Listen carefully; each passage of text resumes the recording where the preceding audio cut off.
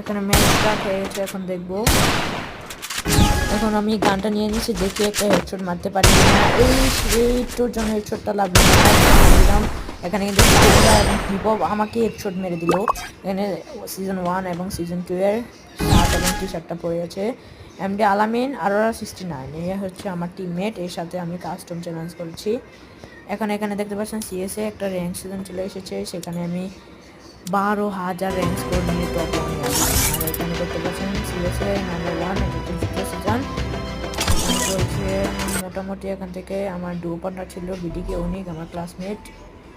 and do partner থেকে চলে যেতে দেখতে পারবেন আমার 1 লেভেল